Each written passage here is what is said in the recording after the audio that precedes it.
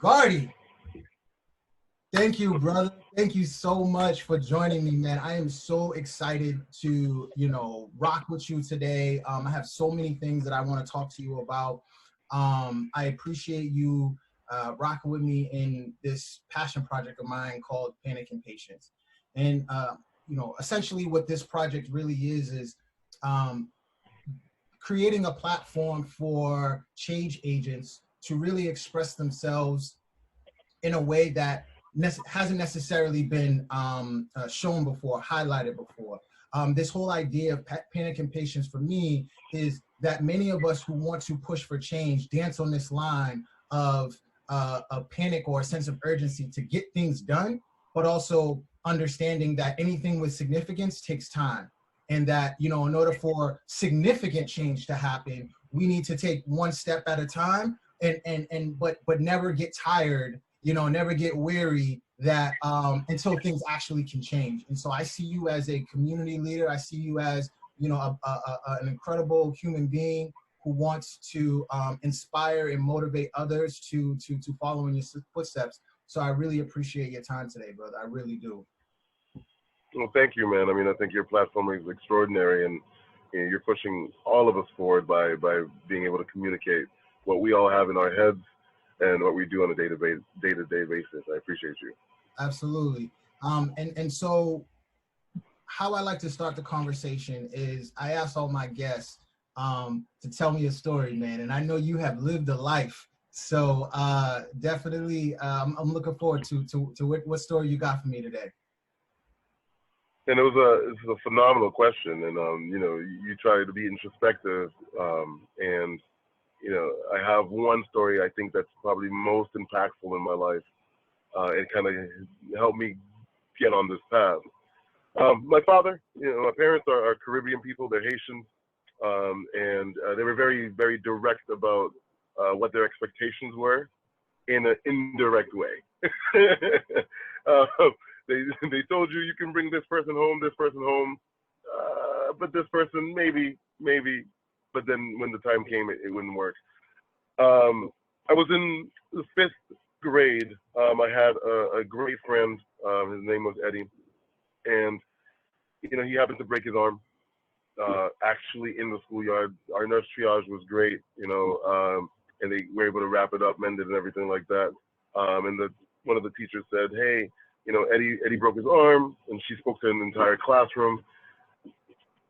Can someone help him, carry his book bag, his books, and his homework home? And I was like, yeah, that's my guy. I'm going to do that. So I walked him home. His parents were grateful. I saw his video games, saw his home and everything like that. And I'm walking back to where my parents are supposed to pick me up from. And obviously, the school let my parents know.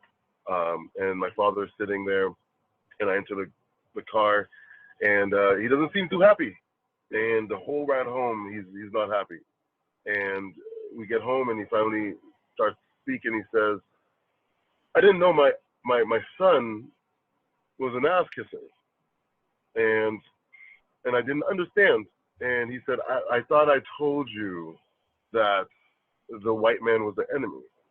I thought I told you that things like this, they don't go over well." And of course, I was oblivious, because who would have known a situation like this would spawn this kind of reaction? On top of that, 10 years old.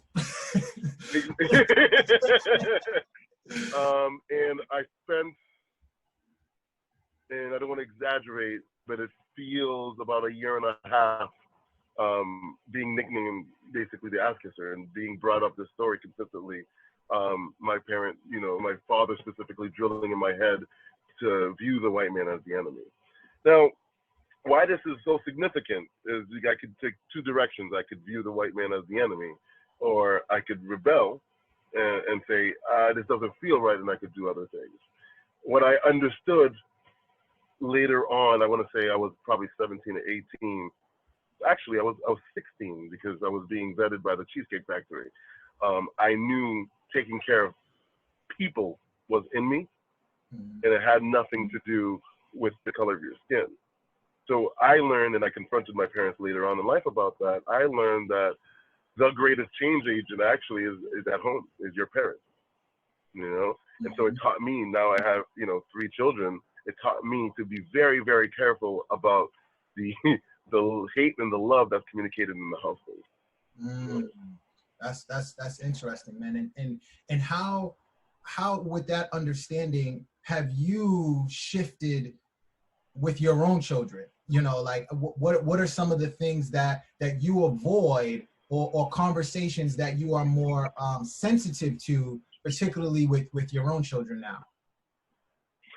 So I promote, and my wife does a phenomenal job of supporting all of this. I promote love, and we break down the definition of love. Love is kind, love is patient, love is understanding, love is forgiving. And so those are the things that we promote in our household. And so anytime they encounter anything that they don't really understand, they have, you know, the resource to refer back to. Is this kind? Is this patient? Is this understanding? Is this forgiving? And that's the beginning. The moment that now they enter, because my kids are very young, when they enter a better age of understanding, then you start using that foundation to explain a lot of the things and how they should behave in society in general.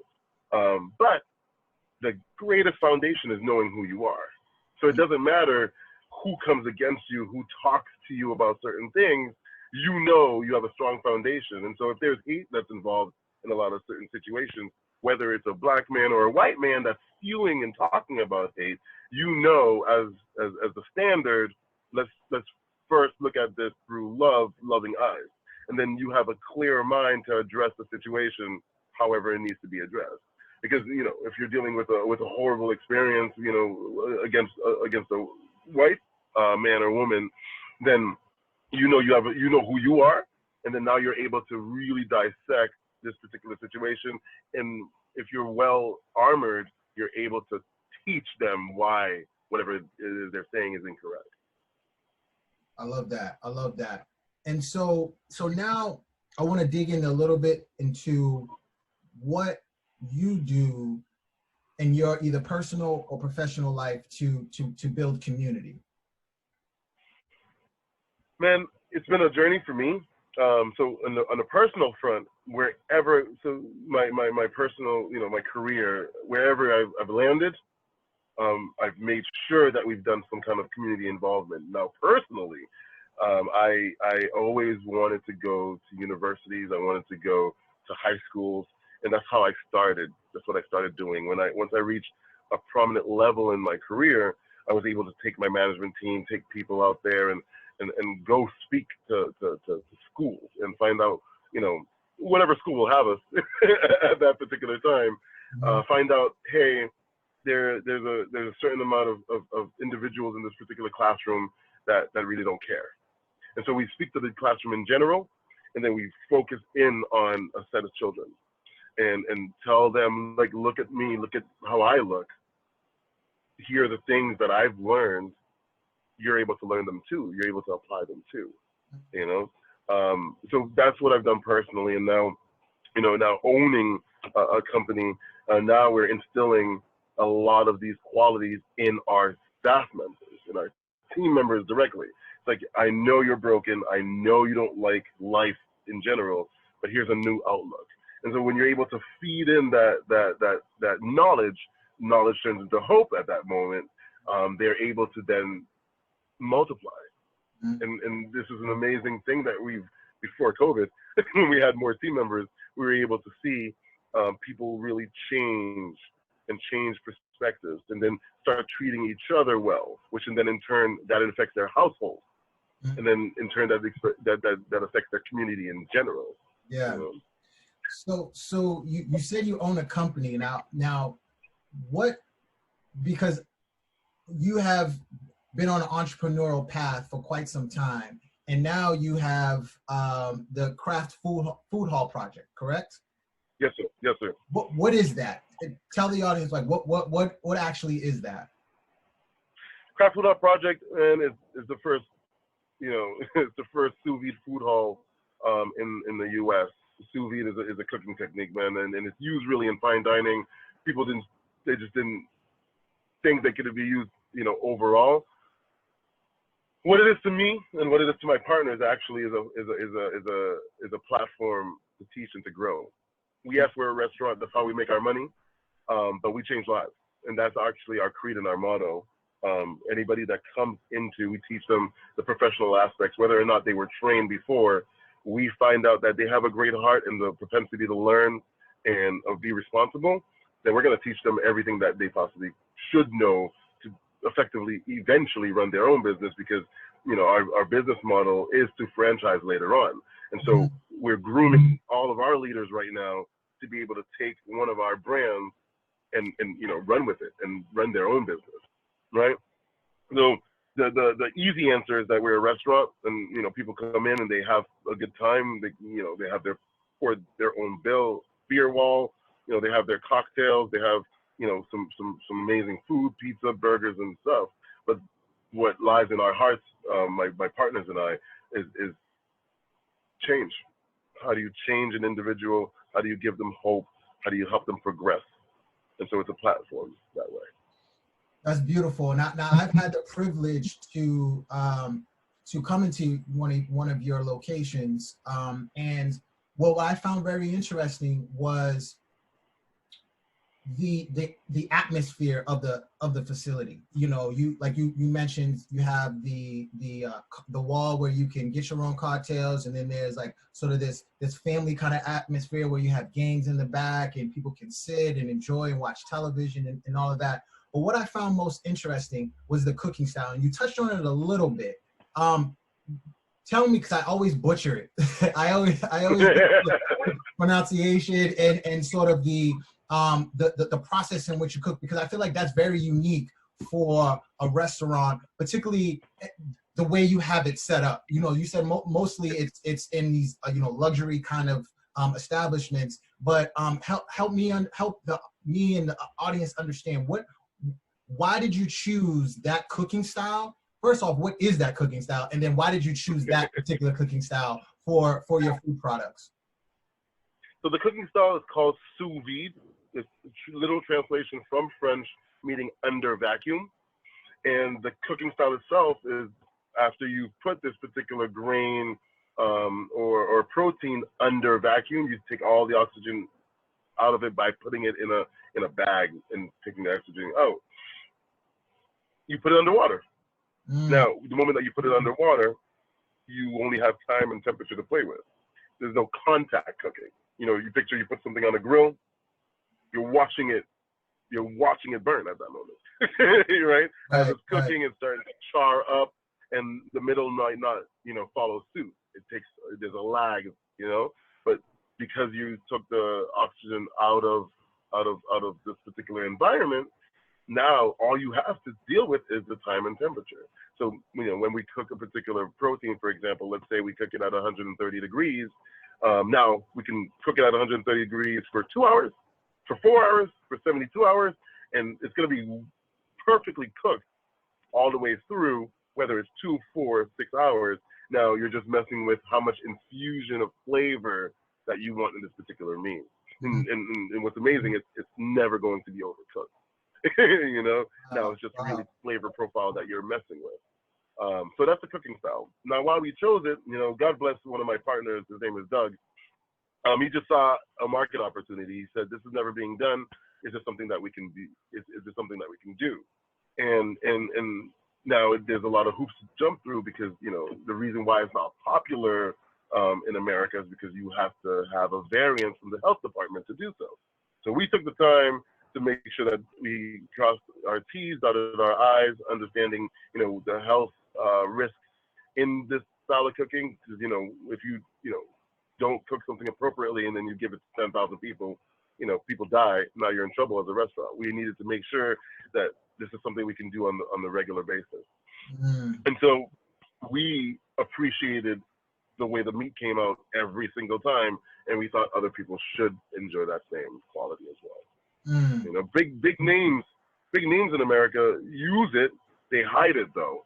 You think those grill marks are because they cook the steak on the grill? Nah, they sous vide it, and then they put grill marks real quick and then put it on your plate, and you think this is the best thing in the world. Meanwhile, you didn't know how they cooked it. You know? Because you know how, us black folks, we like our, our red meat. We like it all the way cooked through. There's no pink, no red, no none of that. And so I think that's an interesting, because not only is it a unique style from a flavor perspective, but there's also some health benefits to that cooking style, correct? And how that is correct. how was that influence, the trajectory of the business going sort of in a different direction from a health perspective? Man, I appreciate that question because it's something that's always overlooked. So first and foremost, yes, I was I was raised to eat gray meat, man. That needs to be. There's no pink, there's no bleeding, none of that. And it took me, even while I was learning about this cooking style, to get past that.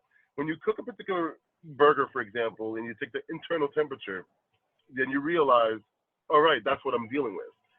That's the education that us black folks, we don't have. Take the internal temperature, understand whether or not it's cooked. Okay, and then once you understand that, then you can overcome the textural side of things. So you start understanding, okay, what textures do I personally like? Some people hate tapioca pudding, for example. They can't stand that texture in their mouths. And so understanding that about yourself will kind of help you understand how you like your food for real. Once you're educated in that piece, then you understand where to go from it. Now, the health benefits, we can infuse anything in the meat. So we're infusing turmeric, we're infusing things that are really affect your gut health and anti-inflammatory, ingredients, garlic, fresh garlic, things like that. One of the most amazing things, though, is that because it's contact-less, you don't need heavy oils, you don't need fats, you don't need anything like that to cook the food. You just literally put it in the bag and then put it in the water. You know what I mean? You got to make sure you season it because we're black. It has to have a particular set of flavors. Right. But man, you don't need to have that massive fat content that has plagued our upbringing. We understand a lot of people don't understand where our style of food came from. Is during slavery, they gave you the scraps. Our people found that because we were eating scraps and crappy stuff, our people were dying. And so to overcome that, we overcooked certain things to be able to not die. Right. So once you understand that history behind it too, then you start educating yourself on what food actually is and how you should be taking care of your body. And so it sounds like it was incredibly intentional why you chose this cooking style to, one, separate yourself from the mass market, but also keep in mind the health benefits of the people that you're serving. We were so blessed to understand it when we understood it. Then we were able to now communicate it effectively and actually find a tool that's meant to help and grow people. It was found by accident. Our purpose at that moment, we wanted to do something different in the market, and then as we started learning more about it, then it changed our perception. It changed our delivery, our communication as well. Love it. And so, as a owner, as a Black CEO, as a Black man, how has the current cultural and political climate affected your personal life? But also because I feel like a lot of it, your personal and professional usually blends, particularly when you're a CEO, right? Like, everything comes through you, you got to make sure that things are running smoothly. And so how has this, because you mentioned COVID before, we had more employees before and all of those types of things. But then you had, outside of the pandemic, there's another layer of, what's happening in our society from a cultural standpoint. How has that affected you in your work and being sort of the face of your organization? Man, it's a huge question because I'm a complex individual already because I have a white wife, I have mixed children, and so as all of this is erupting in our society, a lot of questions are asked within the household. Because my wife is German. So she's not too familiar. She wasn't too familiar with the situation that's happening, that has happened in our American history, and that is currently happening. And so she had to quickly learn and quickly understand She knew, you know, there's racism and there's judgments based on skin tone and whether it is racist or non-racist, you know, we as a culture objectify women based on their skin color as well. Mm-hmm. And so now that I have 2 boys and a young lady, it blew her mind, mm-hmm, having to learn all of this. So to answer the personal question, I mean, it was a direct affront on our lifestyle and walking through and trying to not only define who you are, define what you stand for, second guess who you are, and second guess what you stand for. So all of that needed to be real quick, clarified, and understood in the household. Now in the business, man, we became an oasis. That's the standpoint that we took. People tried to come and people wanted to, you know, have personalized messages on our front door, you know, and on our social media networks and things like that. People wanted us to get involved in a more direct way. Mm-hmm. The stance that I took is that I will speak to whomever needs to be spoken to, but the company has a responsibility to be an oasis. And a couple of people mentioned, you know, that's kind of the Switzerland approach, the neutrality. I said, no. Mm-hmm. Our issue is a lack of unity. Our issue is a lack of understanding one another.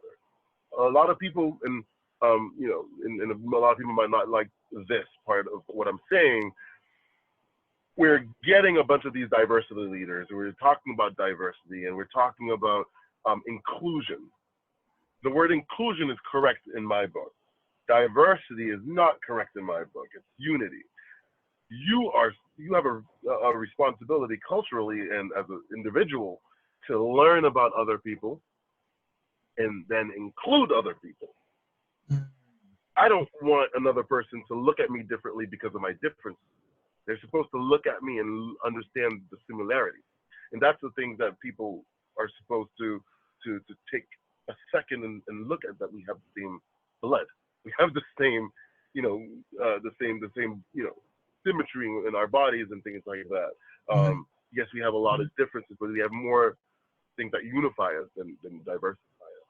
Mm-hmm. And so that's the position that, you know, I decided that Craft Food Hall Project should take, is inclusion and unity, and let's talk about the diversity. Now that sounds more of an internal thing, right? Like behind the scenes with your employees, with your staff, with the leaders in your organization. Has there been pressure to be more outward with that sort of take?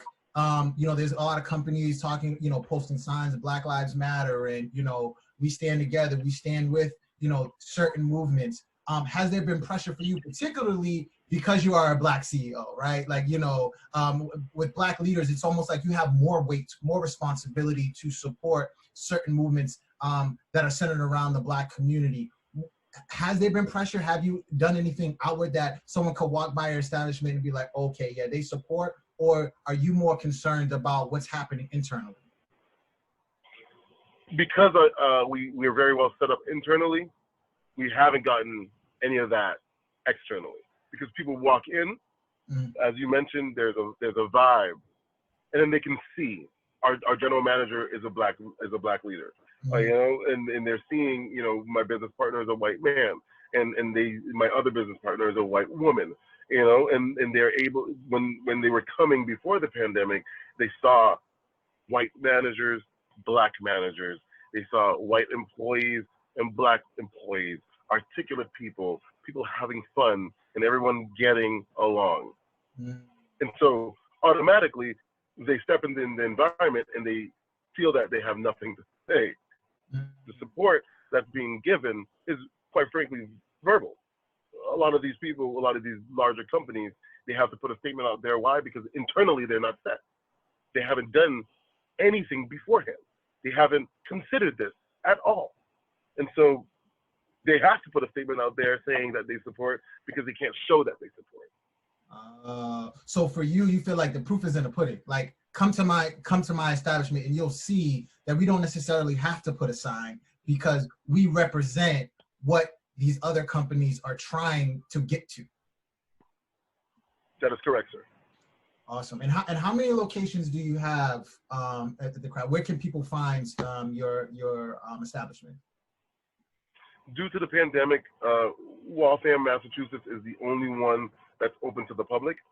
I have one that's open privately for corporations.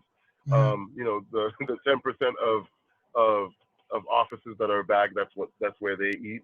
And we have a closed location currently that'll probably open up around September in Lowell. In September, as you can see behind me here, is my Lexington location that'll be opening. Mm-hmm. And then we have a couple more projects happening, you know, that we're working out internally as well. That's beautiful. And what I'm excited when I met you and what I admire about you is because you are so open and so loving and caring and you, I feel like you see people when you speak to them. You don't look through them. You want to get a chance to know them. And you talked earlier about you know, speaking to young people and sort of uplifting the next generation.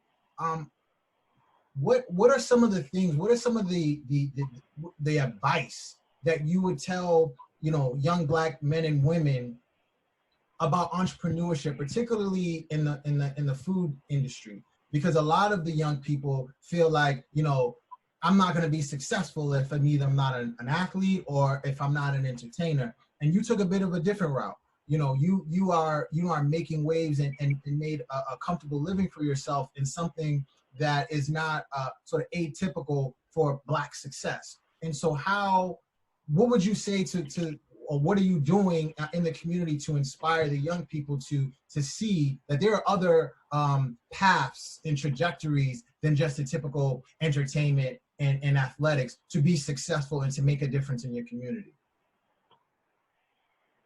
Man, what I appreciate about being in 2020 is that everything's really at your fingertips. You have an iPhone, a supercomputer in your pocket that you can quickly look up anything that you want.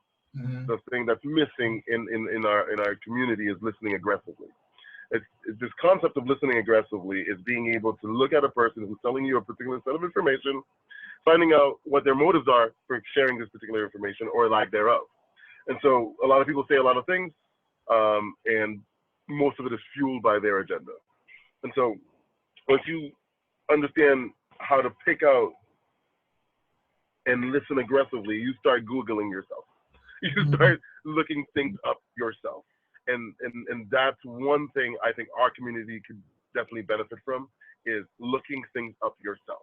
Don't think that everything that everybody's telling you is true, because you Google all these top artists out there, what they're presenting is not the way that they're living. A lot of these Black artists, they're entrepreneurs themselves, but they're not communicating that. They're not telling you that they have foundations built.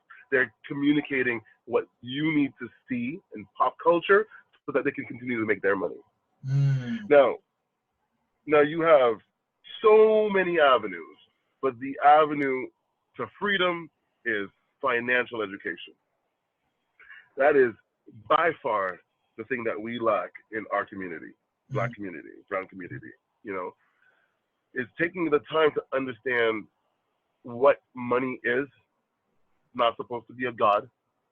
Supposed to be something that balances out and enables you to live within this society and this world that we live in. And so to be able to understand that, you have to understand the mechanics behind it. You have to understand the formulas behind it and where it's going and where it's coming from and how to analyze it. And that's the one thing that I took. So I will say that before I came and bought into this company, Craft Food Hall Project, no one had financial literacy. And that is something that's really eye-opening to me.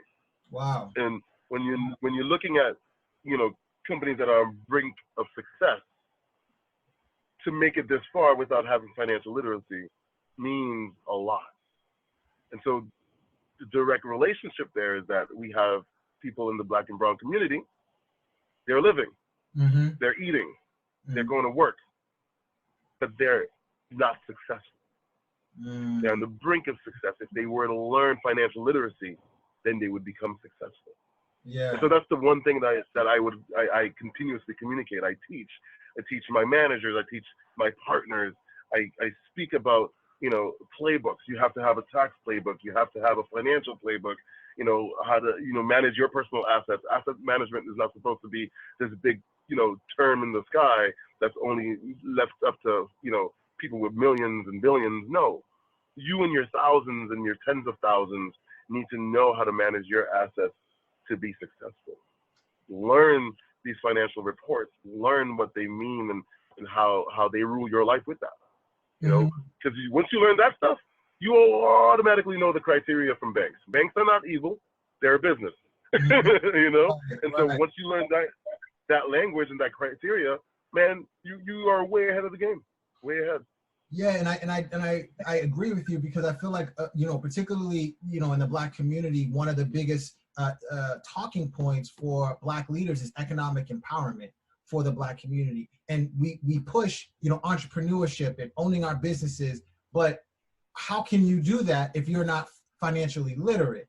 And so this is kind of a twofold question, but when you have a new employee, how much are you teaching them just to do the job, or are you also teaching them sort of the basics of financial literacy, particularly for those who are on the younger end, who are just, I'm just a server, or I'm just the younger folks, not so much the management part, but the younger folks, because those are the ones when they're trying to get their work experience and career experience. This is the time to learn those things, because a lot of times, you gotta, earn your bones, or, go through the process before you can talk about owning a restaurant. Learn the basics, learn how the operations run. Do you find yourself taking these young men and women under your wing, to particularly the Black and brown employees who they don't necessarily have the resources to, or haven't been exposed to conversations around asset management, taxes, how to manage their checks and things like that? Is that something that you as a CEO take pride in helping your employees learn? Right in the interview process, they know that they have the door open to own their own franchise with one of my brands, right? So that's the first step. Second step is, after they hear that, and then there's that shock and awe approach, then I let them know that Craft Food Hall Project is an open book. It's a financial open book. All of our income statements are available to every team member in there. So they're able to see right from the top how well we're doing financially. Craft Food Hall Project, especially City Point in Waltham, is a profitable restaurant. Everybody asks how. Through COVID, is because we did our due diligence to plan financially. We did it. And so now when people in there, Black, brown, are looking at an income statement and not able to decipher what it means, they look right at the bottom line. Did we make money or did we lose money? And they see we made money. Okay. Now, once you understand we made money, let's double back and look at why we made money. What did we manage on our profit and loss statement to be able to be successful? And so now they get that itch, and that itch always needs to be scratched. They start asking the questions. What does this line item mean? How did you budget this line item? How did you project this line item? And so everybody is getting an immediate, a live view of why the business is successful. Okay? Once they have that, because there's no way that they're able to learn that without understanding formulas. So then you work even, you go backwards. So once you introduce them that it is possible for them to own a business, then you show them what a successful business looks like. And then you go even further and you teach them how to learn these numbers and what budgeting is, and how to manage labor, and what inventory is, and what the ratios, what a quick ratio is, and what all these things are that banks use. They use the same terminology, and now they have that knowledge. Now they can use it in their personal lives as well. It's not supposed to be foreign. This is supposed to be common language.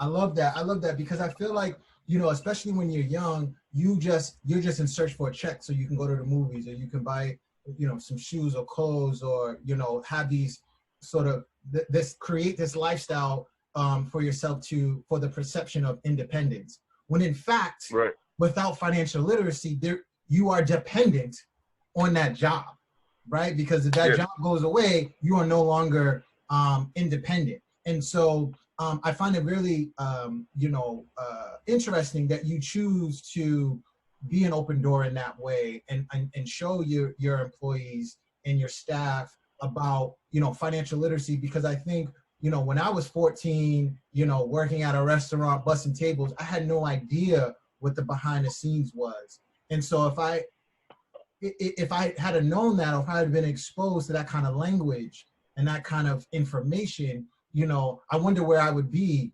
today, you know, because I think particularly in the Black community, we are exposed to information based upon what we want. Like, I got to go find that. It's not going to be come to me. No one's going to tell me in my math class, right? No one's going to tell me at school. I got to go and find it myself. And so to actually work at an institution or work at an organization that is exposing me or my peers to that kind of information, I think is so, so important. And I think you building that, to me, that's building community, because now you're as people grow in your organization and go off on their own, it's almost like they become alumni. You know what I mean? Because you've now giving them a foundation to learn and grow and build their own business. Would you agree? So I love that you use the word alumni. I got my start. I got my bones in the Cheesecake Factory. They taught me so much. They were so loving. They invested so much in me. And what was happening is we were training and churning and burning all of these people, and we're just doing it because it's what we do. And then when these team members would leave, they would go to like Legal Seafood, and then Legal Seafood would look at the resume. They're like, "Oh, Cheesecake Factory, no interview needed. Just come through." You know what I mean? And so I learned real quick. All right, I want to be known for that. I want to know that people go to my university, and they will be accepted all around in all nations because they know they had solid foundational knowledge. And that was important to me personally. And I've never used the term alumni, but I'm going to start using that in my operation, because people need to understand that we are educating our people on that level for them to be able to go out and represent us that way. Another strong aspect, sir, is when you realize that you're learning these things, that I tell you 10, 15, 20, 25 times that this is common language, my skill set, I'm in the restaurant business because I love the restaurant business. I love this interaction. I love this business. But my skill set, I transcend to any business. And that's what I want my people to understand as well. You come through here, you learn financial literacy, you learn how to be operationally sound, you learn how to be a manager and then a leader. You can go to any other company and use those exact same skill sets and be successful. I don't care if you're making pins and needles, jerseys, whatever it is that this company is making, bro, you're going to be extraordinarily successful because you have the foundational skill set. So it's almost like they're getting paid to go to school. Yes, sir. I love that. I love that. Yes, sir. And so my next question for you, and it's kind of a big question, but you talked about your marriage, and it's an interracial marriage. And then you talk about your partners who are also white. The challenge in this cultural and political climate is that things have been, particularly with Black people and white people, been so divisive. And the challenge of a white person being an ally, you know, to the Black community has been a hot topic, right? How have you seen, you know, your wife, or how have you embraced this idea of allyship? Because it's so important. Like, we can't move forward without white allies. Like, we all know that. It can't just be the Black community that is protesting, that are taking a stand. They can't be the ones that are trying to push for change by themselves. And so in your household, your wife, she obviously loves you, but there's a certain expectation of allyship you have to have in being in a relationship with someone. And then also your partners, you're married to them in a way too, right? You know, like you guys have to work together and you have to build and, you know, communicate day to day. Has that conversation happened with the specific term of allyship? Because sometimes we have this, well, you know, they love me, so they're my ally. When it's not, that's not always the case. That's not always the case. Right. And so has that conversation come up? I know your wife is still learning as she's understanding the American culture and its history and all of that. But how has it happened, or if it has happened in your own household, and then also how does that translate in your business with your partners? Yeah, I risk sounding redundant here, man, but your questions are extraordinary. They hit home, especially for me. Allyship is such a huge topic in my household. It has been for the last 7 years of marriage with my wife. For the simple reason is there's two levels to this white and black thing, in my opinion. First level is hate, because there's people hard in their hearts. They just hate. They hate what they don't know. They hate what doesn't look like them. They hate. There's that sect. You have to deal with them a whole different way. But there's also the ignorance, and that always has a negative connotation. It just means they don't know. They don't know. They haven't seen. It's that old adage. You sit in the classroom. You're like one of two black people, and these white people want to come and touch your hair. You know what I mean? Like, you know what I mean? You don't know. You haven't seen. I feel you. I understand you. So in my household, man, there's been enough occurrences when something is said nonchalantly, and you didn't realize how impactful that actually is. And so when that conversation then starts happening, madam, do you understand what you just said? Do you understand the implications? Do you understand the ignorance that's there? That's what builds allyship, man. It's because now they're starting to understand the other side. They're starting to see things and start having sensitivity, cultural sensitivity to these things. And it's an everyday process, which makes it a relationship. It's a long-standing process because there's a lot of things, let alone, two black people who are married to each other, man. There's a lot of things that you don't know about each other. And now you're spreading cultures. Oh my goodness. There's so much to be said when you talk about love and you talk about patience, man. And again, I use that word love very specifically. Like I said in the beginning, it's patient. It needs to be patient. It's forgiving. It needs to be forgiven. And that's the definition of love. And so when you're able to take the time to explain to someone, no matter, because, man, a lot of these conversations burn me up inside. But how do you not know when you say certain things that it affects you on a deep level? It affects your children, it affects me, it affects people around you. And so on my wife's side, man, allyship is a real thing because she has to make a decision at that moment whether or not she's going to accept what I say, accept what society is showing her, and to be a true ally, you're going to have to adapt and accept these things that affect other people. Now you move on to the business partnership. It's the exact same thing, my friend. These people, God bless their hearts, man. They're so loving. We are very much aligned in the way that we want the company to run, how we want this computer to be built and this computer to actually be utilized. We're 100% aligned. But man, we're in a boat together, and you play certain music, and they cringe because they don't understand it. They cringe because they haven't been exposed to it. And so you have to wait, and you have to sit down for a second and say, wait a minute, same notes, man. Do, re, mi, fa, si, la, si, do. They're arranged a little bit differently, and they have a different rhythm to it.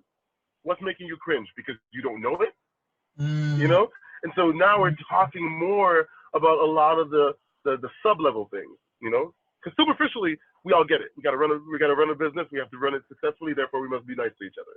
But deeper on the sub-level, you have to know the individual. How is that person going to act in particular situations? That's that natural vote of confidence, right? The vote of confidence. I know that you're going to represent me accordingly. And for you to know this about me 100%, you need to know about my culture, my habits, my quirks, Mm, And so allyship, again, you have to take the time to know. absolutely. And I want to push back just a little bit on something you said. You mentioned that we're in the same boat together. And my pushback would be, are we though? I think that when you're talking about allyship, I think we are in the same storm, but we are in very different boats. We are in very Yes, different boats. How we maneuver through that storm, you know, as a black man, talking about me and you as black men, is very different than a white male or a white woman. And so has that conversation come up, even though they are loving, even though they are understanding, because I feel like if you latch on to this, like we're all in the same boat, then I feel like it diminishes the work that you have to contend with day to day, outside of the profits and losses. You know what I mean? yes, Aside from the dotting the I's, crossing the T's, it's very different. yes, So sir. for you, when you step out of your home, you know, the comfort of your home, or when you're driving to work, there's a risk, right? When you're Yes, walking in the yes, street talking to the next potential investor or vendor or customer, it's very different for you. And so that we're in the same boat, for me, doesn't feel like the right way to approach it when you're talking about allyship, but acknowledging that we are in this storm together. What would you say to that? I would say I meant literally a boat, man. We were in a boat together, and we were playing music, and I played a set of songs, and they cringed, and I had to explain. I meant a literal boat. Now, Okay. now, but but what you said is absolutely true, 100% true. Yeah. When I step into a boardroom and we're about to negotiate a contract, they don't look at me first, man. They don't look at me and say and think that I'm the managing partner, that I'm the leader of this group right now. And when we're speaking about financial things, that's always going to go through me first, right? They don't look at me like that. So absolutely, man, it's a whole different set of rules, games, and situations that I have to live by because I'm black. That's just the way that it is. Yeah. So I am in complete agreement with you. Yeah. I'm sorry about the confusion. I was literally on a boat, Oh, okay. and I played music, and they didn't like it. Okay. Got you. I got you. Yeah, but I think you know, in my bad for misunderstanding, but I do think that those are types of conversations that happen day to day, whether it's a social media post or whether it's an article or whether it's a sign on a billboard. To say that we are all the same in this, I feel like is incredibly insensitive, and particularly for those it's downright wrong. It's just wrong. who have to carry that burden, you know? Yes, sir. Yes, sir. No, it is absolutely wrong to say that. And again, this is the all lives matter situation. It's like, so when you say that, you literally do not understand, because again, Black Lives Matters too. Also, it's not we're saying that only Black Lives Matter. And so when you put certain things like that and you try to say, oh, we're all in the same boat, or there's poor white people too, or there's no, man, that's not fair. That's not fair. Yes, there are poor white people, but they had much more opportunities than the poor black people to get themselves out of the situations that they're in. And so I completely agree with you, sir. Dope. Man, I feel like I can talk to you for hours and hours, man. We have this very similar energy in terms of the work that we want to do and to represent, you know, our culture in a positive way to make change. I'm gonna wrap this up. But what are some things, whether it's some advice or things that you want folks to think about in order for us to either support, whether your organization, or to support a community, the marginalized community, in this case, the Black community, to be able to, push the culture forward in a positive way? Because I feel like a lot of us, we have these conversations, we dig into racism and economic empowerment and education and acknowledging ignorance and those types of things. And it seems to be way up here. And then people walk away without actually having something tangible that they can do today to actually make some change. What would you say, you know, one or two things that people could do to help push the culture forward? From the black brown perspective, man, uh, like I said, it's important for you to know and to listen aggressively. And so you got to put yourself in a position where you go and you're hungry for knowledge. Because once you do that, then you'll start believing in yourself. And then you start asking the right questions about where did I come from, even the simple things about where my name came from, you know, and then you start understanding, okay, I belong in my own right, in my own skin, I am great. And that's how that king and queen movement happened, man. You have to recognize, man, there's excellence here, and you have to be proud about what you're doing, who you are, and where you're going. And so that's the very first thing, is to be able to be taken seriously by yourself. You know, sometimes we're not introspective. We don't sit here and we don't love ourselves. We're not proud of the things that we know. We prefer to memorize, you know, rap lyrics and things like that instead of actually memorizing things that builds you up, you know. So listen aggressively and go on that thirst for knowledge. Now, in respect of the white people, man, they have to take a step back and just ask, and then they have to listen aggressively. You know, ask the questions, man, because a lot of people they don't know, because actually a lot of them are afraid to ask, because there's a lot of darkness, there's a lot of, you know, negativity, and people don't want to hear that, you know. And so the white people don't ask those questions. So that would be my wish, and what I impart on people that come across my path is all around listen aggressively. Thank you, man. Thank you so much for your time. I just want, you know, before we end, I just want to tell you, because we don't hear it enough, I see you, brother. I love you, brother. And please, please continue to keep pushing the community for change, keep building up the community, and keep doing what you're doing, man. We need you, brother. We need you. Sir, I can say 10,000 things about you too, sir, but I love you. I respect you. I see the things that you're building. I see your road, and your impact is going to be epic. Epic. So thank you, sir. I'm humbled and I'm honored. I look forward to seeing your business flourish and grow. And I look forward to seeing you soon, my brother. You take care.